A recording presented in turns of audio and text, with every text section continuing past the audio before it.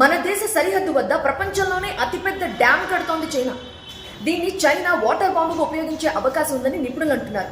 $137 billion 5 సంవత్సరాల్లో నిర్మించాలని, 60,000 మెగావాట్ల విద్యుదుత్పత్తి చేయాలని 2024లోనే చైనా సర్కార్ ఈ ప్రాజెక్ట్ ని ఆమోదించింది. దీనికి యార్లంగ్ సాంగ్పో అనే పేరు కూడా పెట్టింది. ఇంత భారీ వ్యయంతో ప్రపంచంలోనే అతిపెద్ద డ్యామ్ కడుతోందంటే గమనించాల్సిన విషయం ఇది. చైనా మిలిటరీ కంటే ఈ డ్యామే అత్యంత ప్రమాదకరం అంటున్నారు.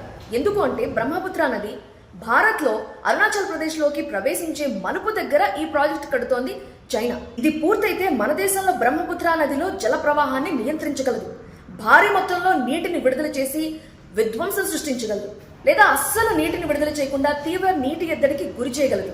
అయితే అంతర్జాతీయ జల ఒప్పందంపై చైనా సంతకం చేసుంటే ఇంత ప్రమాదం ఉండేది కాదు అంటున్నారు.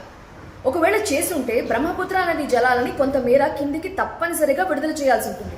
చేయలేదు గనుక వేసవిలో భారత్లోకి జలాలు రాకుండా మళ్లించే అవకాశం ఉంటుంది. దీనివల్ల అసోం, అరుణాచల్ ప్రదేశ్లోని ప్రజలు తీవ్ర నీటి ఎద్దడికి గురి కావాల్సి ఉంటుంది. ఇక వర్షాకాలంలో బ్రహ్మపుత్ర నదికి భారీగా వరదొస్తుంది.